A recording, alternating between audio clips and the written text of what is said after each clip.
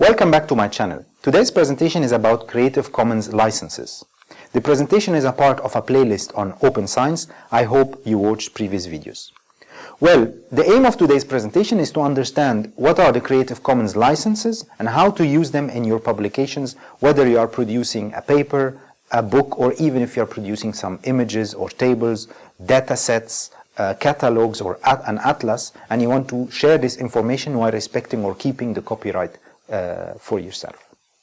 Well, the content of today's presentation is what is the origin. I'm going to talk about the origin of Creative Commons, the different licenses and combinations of licenses, and how to find Creative Commons content in research engines, for example, and some takeaway messages. So let's start with what are Creative Commons. Well, Creative Commons started in the United States by a group of lawyers, and it's a non-profit organization that help creators to share their work without losing their copyright. Also, on the other side, it helps others to use the original content and do not infringe copyright. And as you can see, it is all over the world, and we have it in different languages. Now, by default, any content created, for example, a journal paper, or a figure or an image, is protected by copyright and is traced through a unique identification number, whether it's a DOI or an ISBN. And previously we discussed what are those two different types of tracking. And an open access journal in this case used the copyright statement for published papers based on the Budapest, Bethesda, Berlin definition to open access, which makes it important to use the copyright or the Creative Commons licenses. Now, what are Creative Commons? A Creative Commons license is one of the several public copyright licenses that enable the free distribution of an otherwise copyright protected work. And a Creative Commons license is used when an author wants to give people the right to share, use, and build upon a work that they have created, which makes sense in the context of open access, that we publish a paper and we make it available for people for free, but in the same time we want at least a recognition that they are giving attribution or they are citing this work. So in this sense, the Creative Commons play this role. Now, all articles published by academic journals in general are licensed under the Creative Commons attribution. Here it is 4, but it will evolve in the coming years. And this permits anyone to copy, redistribute, remix, transmit, and adapt the work, provided the original work, and source it appropriately. So meaning that the work will be cited. So once you are publishing your work, you have a copyright agreement, and most of the time it has the basic attribution law of Creative Commons. Now, what are the different other types of Creative Commons licenses? Well, there are famous 6 variations of Creative Commons, but those 6 variations are mainly based on 4 different options of Creative Commons licenses. We only have those 4 licenses that can allow us to make different combinations and create those 6 variations. But let's first understand what are those 4 types of licenses.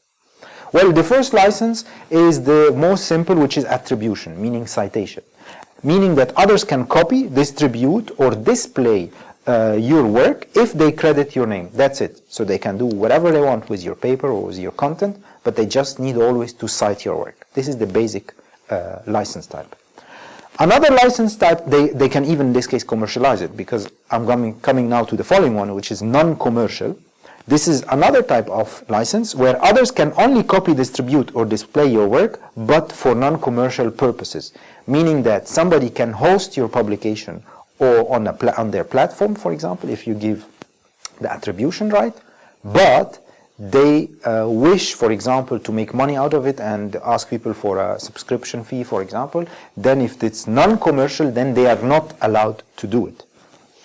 Option 3 is no derivate works. Others can only copy, distribute, or display verbatim copies, which means the original format of the paper with the original layout it was published with, verbatim copies of your work. No modification of the content are allowed. So nobody can copy the content and put it in a different type of layout or change the composition or shorten your paper or take out some sections.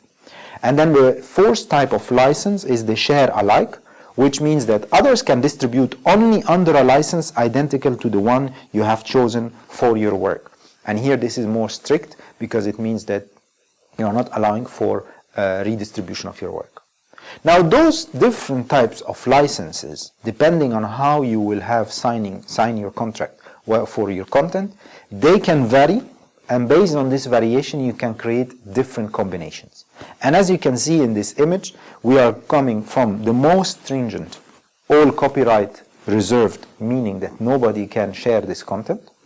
And from this borderline, maybe it's not visible, from starting from this yellow going to the dark green, we are talking about more flexible or more open opportunities to share the content while reserving some rights for the author.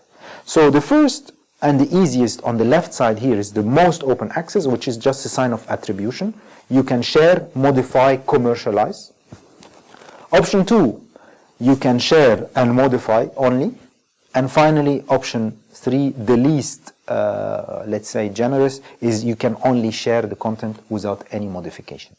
Based on those combinations, we can achieve these different levels of openness or least open for any content that we want to share.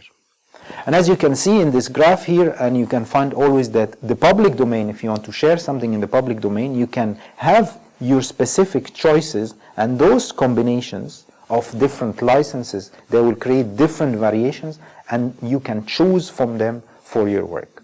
Now, in reality, if you're publishing your journal paper in an open access journal, you don't have much option, because most of the time it will be only the attribution right. You cannot go further than that. But in other cases, if you are publishing images, image bank, a data set, you are sharing something in an observatory, for example, you have an atlas, you have a catalog, you have a bank of pictures or lab experiment, you have some videos, you have some clips that you produced and you want to share, but in the same time allow others to not commercialize it, share it only, cite it and share it. From there comes these combinations, and you need to be open-minded, because in the coming years, since you are active in scientific work, you can have a lot of content that you can share, and you will always ask yourself, what shall I do? Should I only keep it for citation, or can I benefit from it, protect the commercial rights, or let others benefit from it? And based on that, these combinations are very important, and it's very important to use them when you are releasing any of your content. Now let's move to another part of the presentation, is how to search for Creative Commons licensed content, because by default today we can find some search engines, or we can put some keywords in a search engine. For example, here we have the search creativecommons.org or other research engine, and I can explicitly only search for content depending or associated with a specific variation or a specific Creative Commons license. Why is this important? Imagine you are looking for a video that is showing a specific experiment or visualizing a phenomena, and you want to make sure that you can host this video on your platform or on your website, and you want to make sure that you are not violating the copyright. So from the beginning, instead of searching in the big public domain for copyrighted material, maybe you find a video and then it's very interesting, but it is copyrighted, you cannot use it, you lose a lot of time and you get frustrated.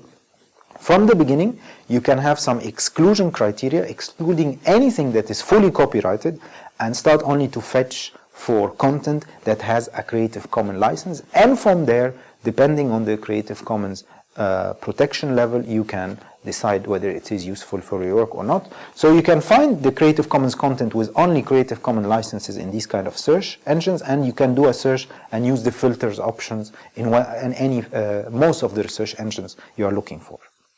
Now this is the end of today's presentation.